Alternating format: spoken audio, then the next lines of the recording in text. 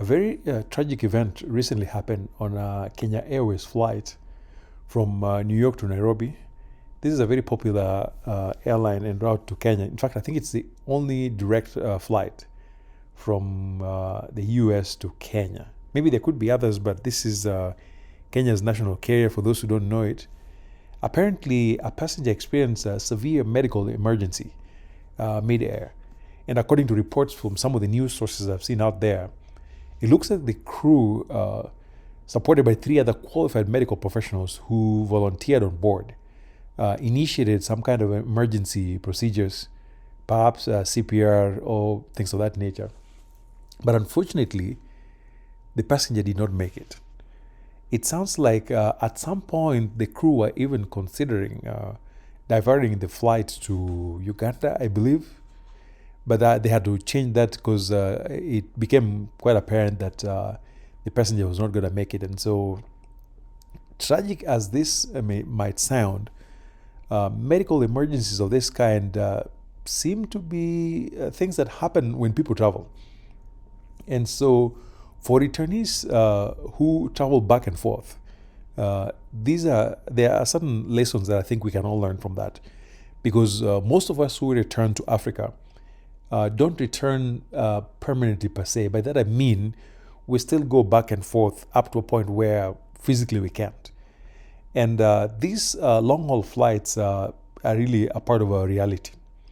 So in today's video, I want to talk with you about the potential for medical emergencies on these very long flights and what some of us are doing or typically do to minimize risk.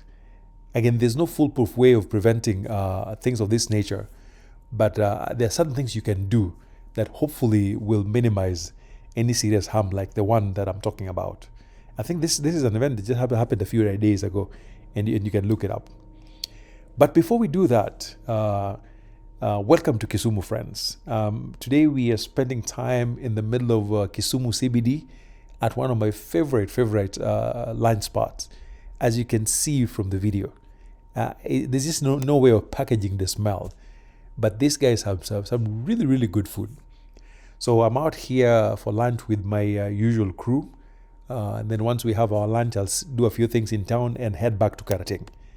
If you're joining us for the first time, I'm a Kenyan American who is doing everything possible to return permanently to the village. So Kisumu is in western Kenya, and my home is literally about 20 minutes from CBD and about 15 minutes from the airport. So in the process of returning, I'm involved with quite a bit of construction work. I also consult on how to return successfully to the village. And so if you are interested in things to do with construction, you've got a project that is either a complete start from scratch, or you are doing some renovation work and you need some guidance on that, feel free to hit me up on the number below. But this is just the journey that comes from where my sister works down to, I think it's the Jomo Kenyatta, I think freeway, not freeway, Jomo Kenyatta highway. And then we're heading down to Oginga Odinga Street all the way down, and that's where the restaurant is. So again, I won't disclose the name of the restaurant because they're not paying me to do that, but they have some really good food down here.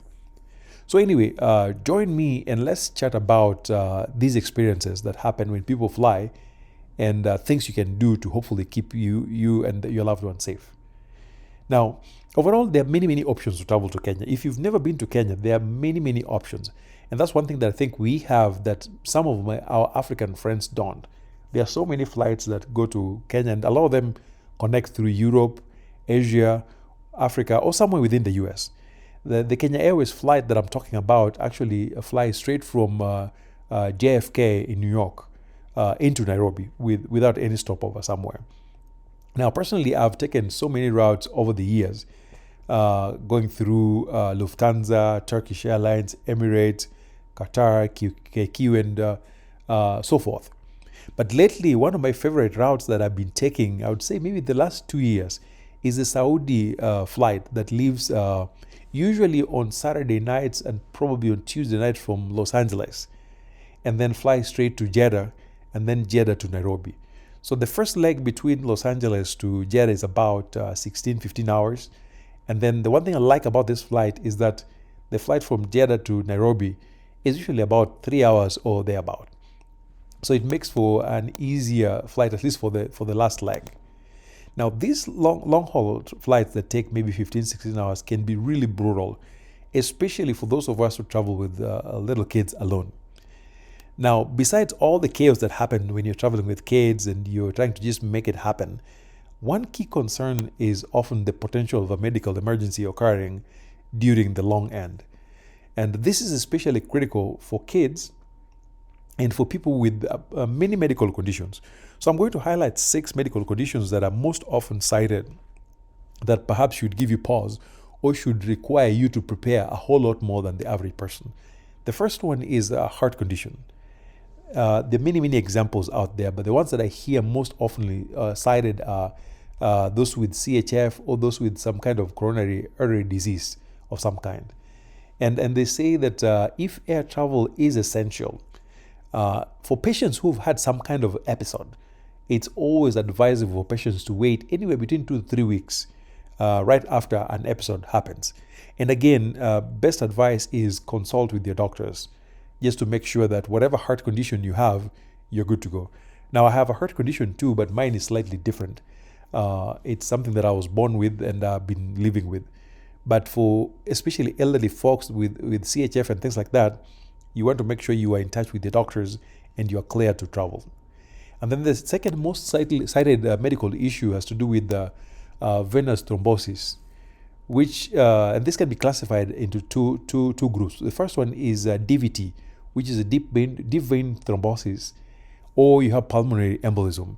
And in both cases, you're talking about blood clots, either blood clots down on your legs or blood clots traveling to your lungs. And there's a Kenyan who died of it, I think maybe 2 years ago, not too long ago. He also came back, I think he went home for a visit. When he came back, had a similar experience, young man, and he died. So this issue of blood clots can be a major problem, particularly for those who are in flights that take longer than 4 hours. And then, of course, you have the general concern with the infectious disease. And this may be more of a concern on the people that you travel with. Because if you're the one who has the infectious disease, you'll spread it. Because you can imagine spending 16 hours in a single tube where there's barely any outside air flowing. You can only imagine that if somebody has something that is dangerous, that is communicable, then this would be the perfect place to spread it around. I know this was a major concern during the peak of COVID-19, but that's kind of behind us. And then people with the cerebrovascular diseases can also be at higher risk when traveling. Now, various conditions can really affect the blood, affect the supply of oxygen to the brain. And whether you're talking about stroke or any of those issues that may minimize the supply of oxygen to the brain can be really problematic. And so when you're flying in a plane with reduced oxygen supply, then being up there, especially high altitudes, can really exacerbate these kinds of conditions. So you want to make sure that if you have any such conditions, again, check with your doctor, and hopefully they advise you accordingly whether or not you can travel. One of the least mentioned concerns, again, has to do with psychiatric disorders. And sometimes I wonder whether this specifically refers to people with things like claustrophobia or certain psychiatric disorders that can be triggered when you're up there. So again, while this does not seem as one of the more common issues to think about, check with your doctor to make sure you're all good to travel before you take off. And then again, people who have had recent surgery, whatever kind of surgery, you want to make sure that if it's a major thing that may be aggravated by being up in the air, you don't fly before getting clearance. Because what I've been told is that surgical procedures, some of them may involve residual air or gas, such as abdominal or gastrointestinal surgeries. And so if you've gone through one of those, remember issues of altitude affects the body differently. So if you're not an expert, talk to people who know what they're doing before you buy your ticket, before you hop onto that plane, because it may not be worth it.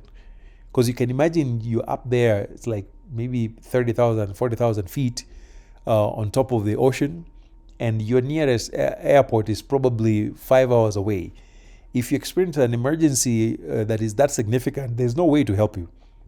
So again, the general advice from what I see is check with your doctor and get clearance.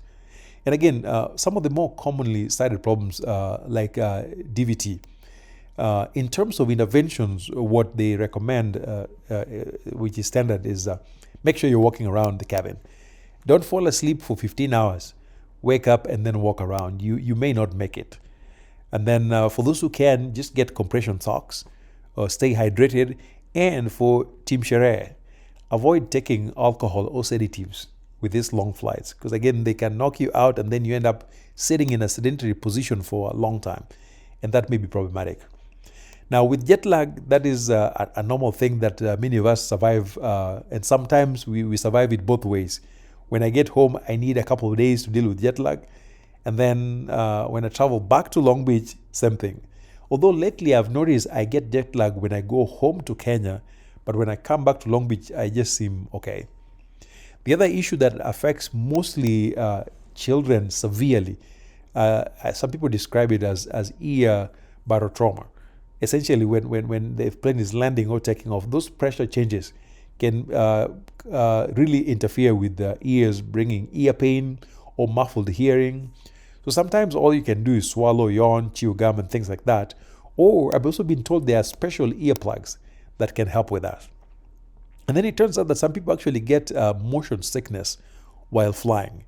I really had no idea. But the good news, though, with motion sickness is that there's medication for that. So make sure you're getting medication, because those who typically have motion sickness already know that ahead of time. So just carry it with you. If you ever need it, then you'll take it. Although some people have argued that you probably want to take it before you get to the spot where you really need it. And then the other advice that I hear is that you want to sit somewhere closer to the wings of the plane to avoid turbulence, which might really make it worse for you. Now, in some cases, depending on the medical issue you're dealing with, some people struggle with hypoxia, which is another name for describing low oxygen levels. And for people with respiratory or heart conditions, this can be really a major problem. So again, if you have specific medical device that you will need, make sure you pack them in your carry-on. Sometimes people make the mistake of putting medical equipment or medication in their checked-in bags. If you do that, I once did that with my kids and it was not fun. Whatever medical device or medication that you need, put it on your carry-on so that if you ever need it up there, you have access to it. And then sometimes people complain of bloating and gas. I suppose this has something to do with the gases expanding at high altitudes. So if there's foods that are going to cause you to get bloated, then maybe you want to avoid that. So avoid these gassy foods or carbonated drinks before or during travel. Because again, if this is a problem that you have, you probably already know about it. So prevention is probably the only way to go about it. So again, as we always say, don't travel for. Just have a plan for unexpected medical emergencies.